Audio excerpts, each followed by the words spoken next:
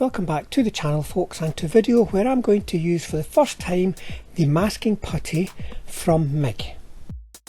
And as you can see from the examples I'm showing here, it's all about using the masking putty and your airbrush to create camo blotches with nice solid hard edges. I've been using the masking approach for a very long time.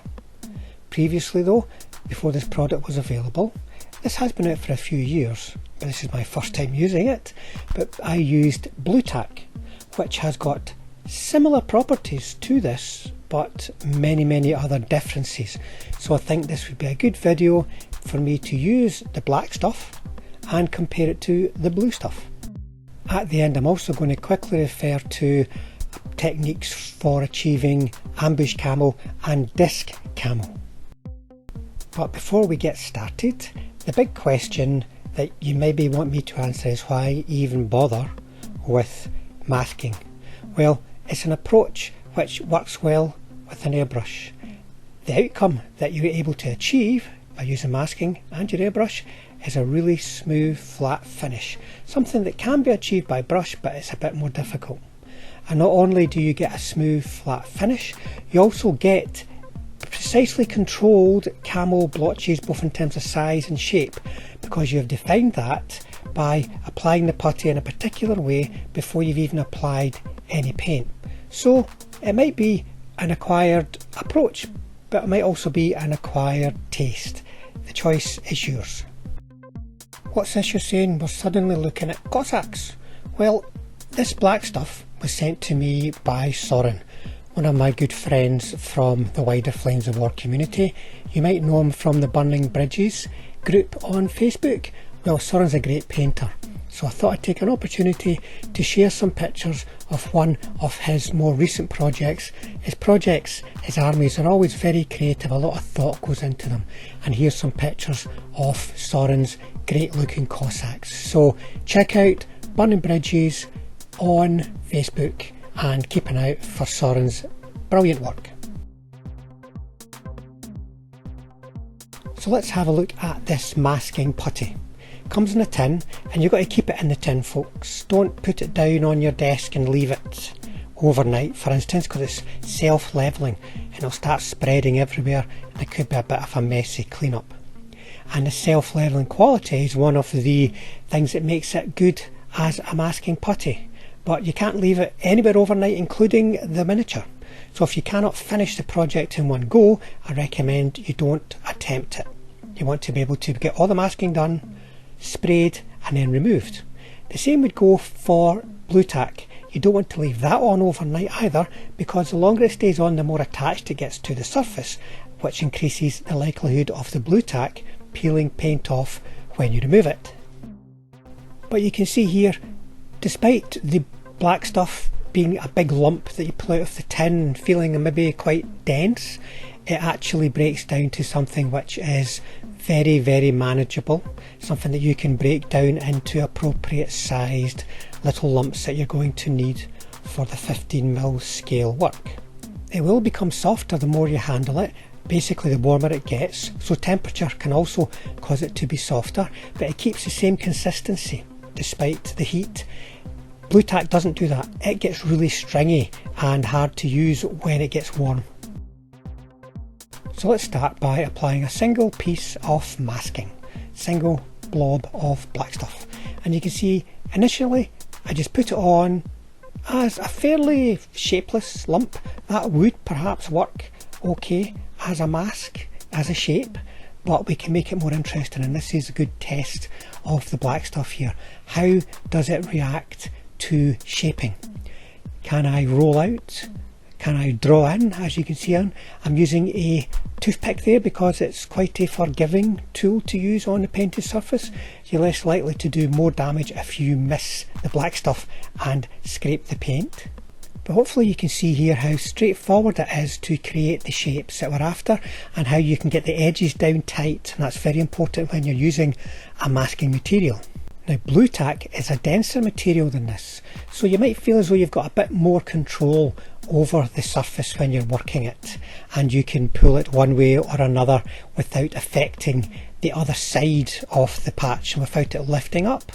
but it's not a make or break issue. You can see the black masking has gone down very nicely, very controlled, very tight edges.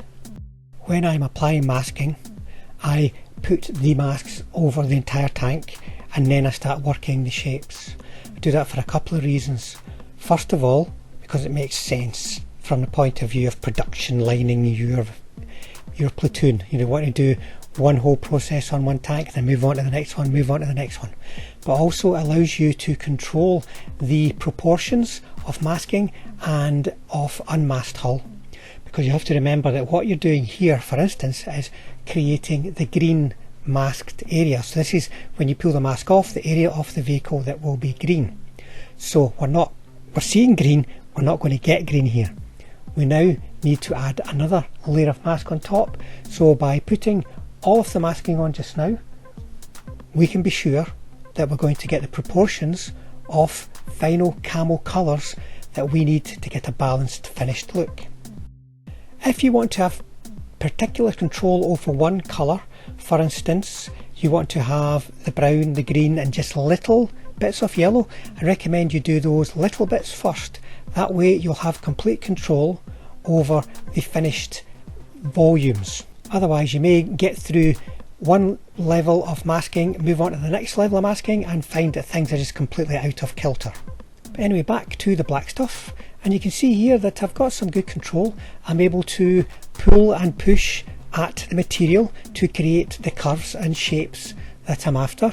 It's handling well. You've got to be careful when you're handling. You see I'm having to do some fixes here. You've got to be careful when you're handling the vehicles, and you can make them in many different ways. A little Panzer 470 like this is tricky to hold. Normally if you've got a tank with a turret it's quite simple. Finger on the turret ring, thumb underneath and you're perfectly safe. But I'm finding the black stuff very easy to use and control. I can increase or decrease the size of the blotches to get the right balance. The one difference between this and Blutac is I can work quicker with Blutac because it is denser. But that is only something you would notice in terms of your completion time if you were, for instance, as I am actually doing here, working on a batch of 13 miniatures. If you're working on a single platoon, you're not going to have that pressure of time to get things finished. You can just work on that platoon in the one session and not worry about shaving off 15-20 minutes by using the Blutac.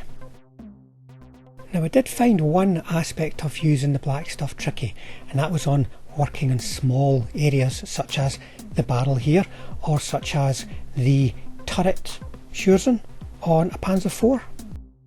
The difficulty I found was that the smaller blobs of black stuff had less adhesive qualities.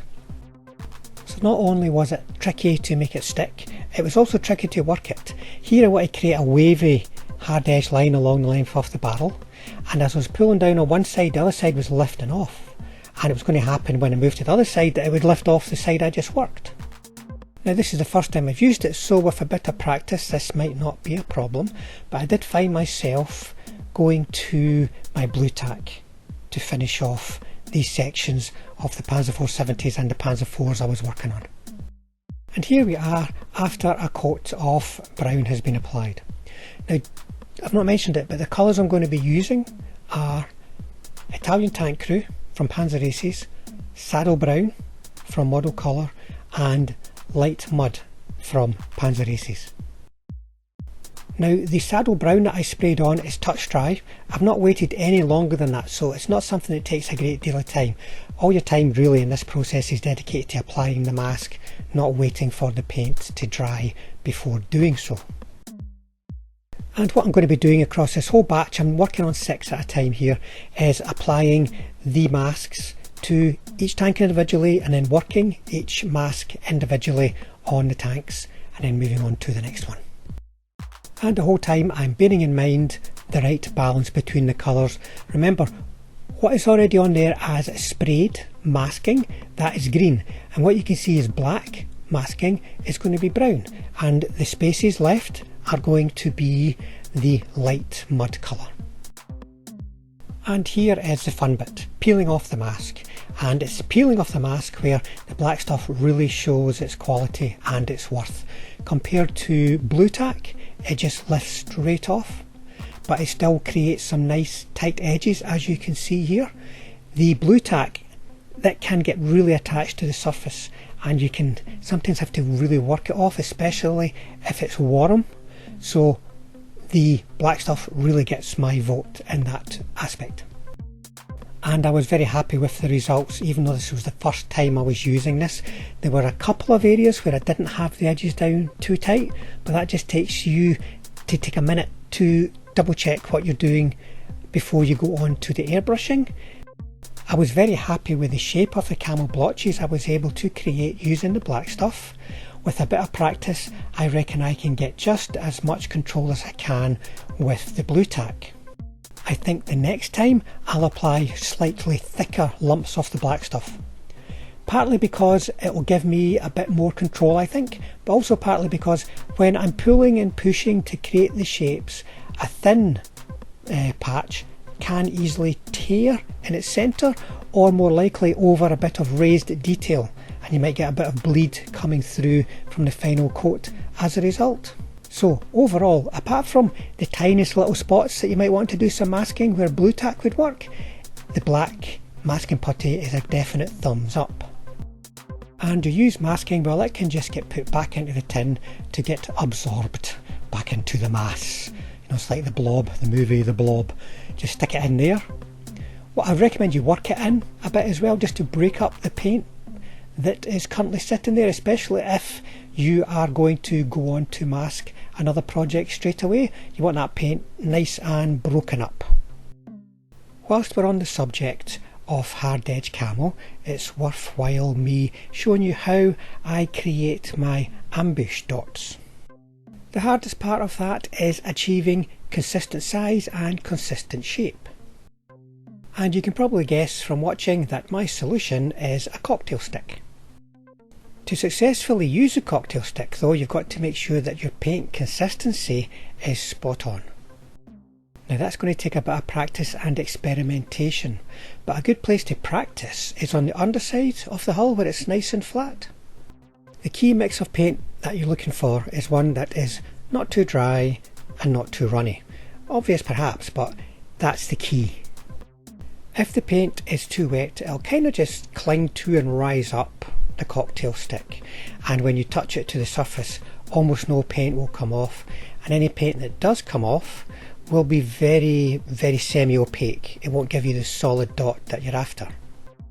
Likewise, if the paint is too dry, it also won't come off the end of the cocktail stick.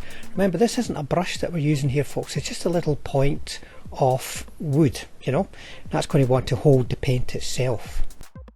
But with a bit of practice, adding a bit of water to your paint, you will get the right mix so that when you touch it to the surface, a little bit of the paint will just flow off. And to fine tune that mix, just watch each dot as it goes on to begin with. If it stands a little bit proud, you know, it's got a little bit of a convex look to it, standing up a little bit, then it's going on a little bit too thin. This is fine tuning, folks, here, but that helps keep the surface flat. If you can get the mix so it's not standing proud like that, then you're going to get a much flatter finish. Now it's important that you're touching the surface at 90 degrees so that when you lift the cocktail stick up, it's just going to leave that little circle of paint. If you move the cocktail stick a little bit when you're lifting it up, then you will drag that paint a little bit and you won't get the perfect shape. And try not to put too many dots on, you know, so it becomes like a really bad case of the measles. That's not what we're after here. We're just after filling in each patch with a number of dots to help focus the eye a bit, so you can see the fact that it's ambush camel, but it's not completely overwhelming.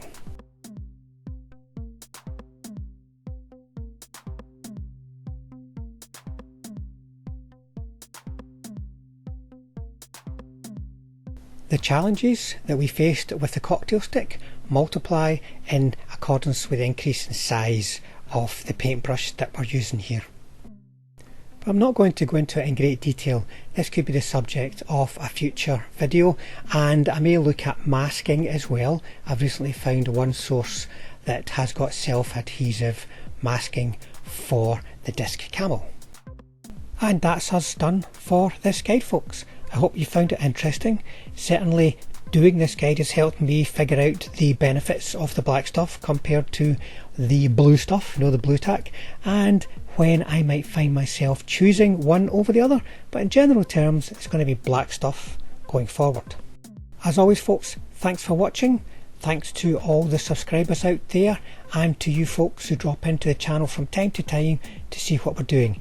If you want to support the channel and help this kind of content get out to a wider audience that likes this kind of content, hit the subscribe button, and if you hit the bell button, that means we'll definitely see you all on the next one.